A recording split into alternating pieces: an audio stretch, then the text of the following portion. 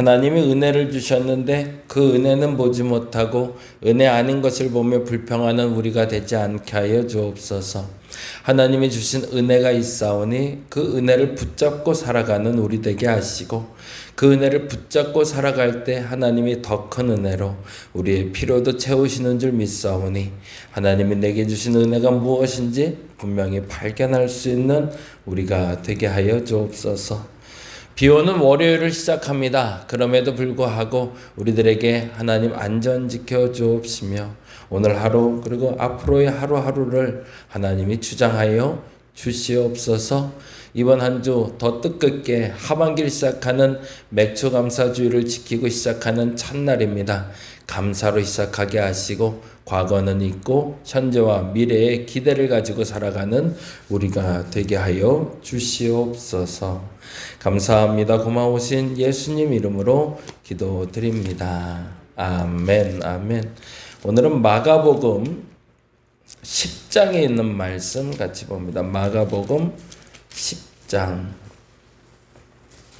46절에서 52절까지. 마가복음 10장, 네, 46절. 마가복음 10장 46에서 52까지 같이 한 목소리로 읽겠습니다. 그들이 여리고에 이르렀더니 예수께서 제자들과 허다한 무리와 함께 여리고에 나가실 때에 다데오의 아들인 맹인거지 바디메오가 길가에 앉았다가 나사렛 예수시란 말을 듣고 소리질러 이르되 다윗의 자손 예수여 나를 불쌍히 여기소서 하거늘 많은 사람이 꾸짖어 잠잠하라 하되 그가 더욱 크게 소리질러 이르되 다윗의 자손이여 나를 불쌍히 여기소서 하는지라. 예수께서 머물러 서서 그를 부르라 하시니 그들이 그 맹인을 부르며 이르되 안심하고 일어나라 그가 너를 부르신다 하매 맹인이 겉옷을 내 버리고 뛰어 일어나 예수께 나아오거늘 예수께서 말씀하여 이르시되 내게 무엇을 하여 주기를 원하느냐? 맹인이 이르되 선생님이여 보기를 원하나이다. 예수께서 이르시되 가라 내 믿음이 너를 구원하였느니라 하시니 그가 곧 보게 되어 예수의 길을 따르니라. 아멘. 오늘은 신앙생활 얘기를 하는 날이고요. 바디메오 이야기를 통해서 우리가 어떤 믿음으로 어떤 은혜를 누리고 어떻게 구하고 어떻게 응답받아야 되는지를 잠깐 좀 살펴보려고 합니다. 46절에 보니 46절의 시작은 이렇게 되어 있습니다. 그들이 여리고에 이르렀더니 예수께서 제자들과 허다한 무리와 함께 여리고로 나가실 때에 라는 말과 디베오의 아들 맹인 거지 바디메오가 길가에 앉았다가 라는 말이 비교가 됩니다.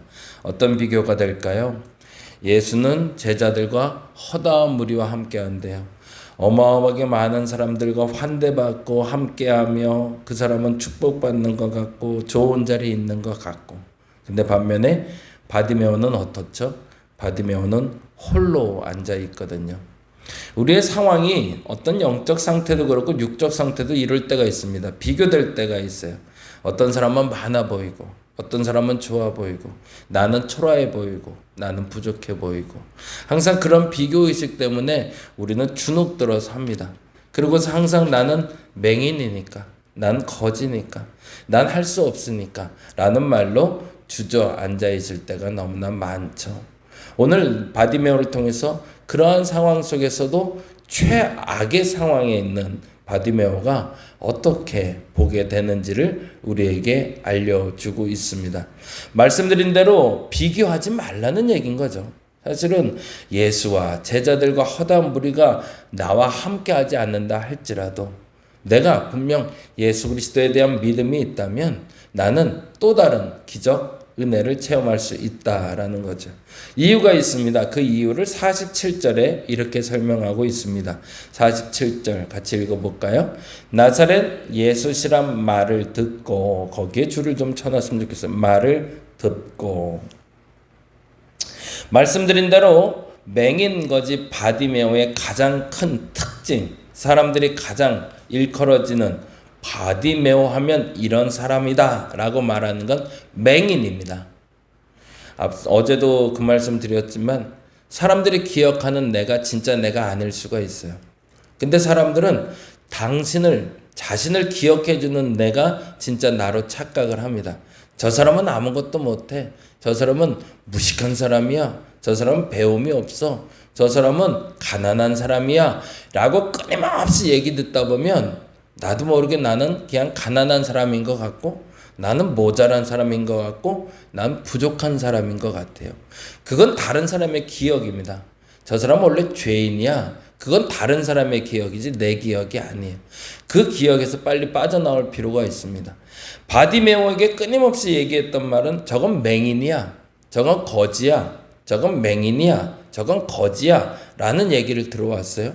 근데 바디메오는 자기가 맹인이고 거지라는 사실보다 더 중요한 사실에 집중했습니다. 그건 뭐냐면 말을 들을 수 있다라는 겁니다. 이 말이 왜 중요하냐면 하나님은 항상 우리에게 은혜의 통로를 주십니다. 근데 항상 막혀 있는 것만 생각해요. 나는 보지 못하니까, 나는 거지니까 아무것도 못해 라고 말할 그때에 바디메오는 나는 보지 못하고 거지지만 들을 수는 있어 라고 말했다는 거죠. 그게 정답인 거죠. 하나님은 모든 사람에게 그 어떤 방식으로든지 하나님의 은혜의 통로를 열어주십니다.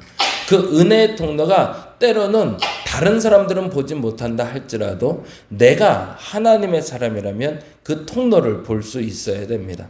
저와 여러분에게 열려있는 그 은혜의 통로를 발견하는 오늘 한날 되기를 간절히 바랍니다. 보지 못하도 상관없고요. 거지였어도 상관없는 거죠. 왜냐하면 바디메오는 들을 수 있는 사람이니까.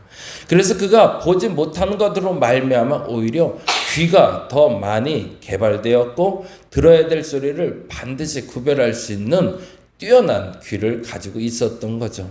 그래서 이야기합니다. 그 말을 듣고 다윗의 자손이여 예수여 나를 불쌍히 여기소서라고 말하죠. 그런데 48절에 또 다른 일이 벌어지고 있네요. 48절 읽어볼까요? 많은 사람이 꾸짖어 잠잠하라 하되 거기다 또 줄쳐놓죠. 많은 사람이 꾸짖어 잠잠하라. 다른 사람이 보기에는 맹인이었고 거지였기 때문에 저건 아무것도 못해 라고 생각했는데 내 개인적인 생각엔 나는 맹인이고 거지지만 들을 수 있어 라고 말하며 그 은혜의 통로를 통해서 하나님을 만나려고 하는데 또 다른 사람들이 그것도 수많은 사람들이 똑같이 얘기합니다. 너는 맹인이야. 넌 거지일 뿐이야. 넌 맹인일 뿐이야 라고 이야기하는 거죠. 그리고 꾸짖습니다. 네가 뭔데 예수를 불러? 네가 뭔데 우리 길을 막어? 네가 뭔데 소리 질러? 라고 이야기할 때 우리는 또다시 위축돼서 내 은혜의 통로를 막아버릴 수 있습니다. 그럴 때 들어야 될 이야기를 듣고 듣지 말아야 될 이야기는 무시할 수 있는 게 진정한 하나님의 사람인 거죠. 하나님은 은혜의 통로를 주셨을 때 그 은혜의 통로를 통해서 다시 한번 말씀드리지만 하나님은 은혜를 주시고자 합니다. 근데 때로는 그 은혜의 통로를 통해서 사단은 우리를 유혹하더라는 거죠. 그래서 내가 잘하는 것, 내가 잘할 수 있는 것, 하나님과 소통할 수 있는 것을 가지고 사단은 장난을 쳐 오히려 그 은혜의 통로를 막아버리려고 합니다. 마치 지금 예수시라는 말을 들었던 그 은혜의 통로가 많은 사람의 꾸짖는 말을 듣는 것처럼 그 귀가 두 가지 일을 하고 있는 거죠. 때로는 하나님의 음성을 들을 수 있는 귀가 열려 있는 것처럼 보이지만 때로는 사단이 우리에게 때로는 부정적인 얘기를 들려주는 우리에게 들려주는 통로가 될 수도 있다라는 거죠. 그런데 기가 막힌 것은 47절과 48절에 반복하는 단어입니다. 47절과 48절 볼까요? 나사렛 예수시란 말을 듣고 소리질러 이르되 다윗의 자손 예수여 나를 불쌍히 여기소서 하거늘. 48절 많은 사람이 꾸짖어 잠잠하라 하되 그가 더욱 크게 소리질러 이르되 다윗의 자손이여 나를 불쌍히 여기소서 하는지라. 그 은혜의 통로는 오직 하나님께만 열려있는 것이다라고 선포하는 거죠. 만일 이렇게 하는 이에게는 하나님이 기도에 응답해 주실 겁니다. 다시 한번 반복해서 말씀드립니다. 다른 사람들이 안 된다, 못한다, 부정적인 생각을 하게 만들고, 또한 나는 안 될 사람이다, 못하는 게 더 많다, 이젠 안 될 수밖에 없다라고 여겨질 그때에도 하나님은 그 어떤 방식으로든지 은혜의 통로를 열어주십니다.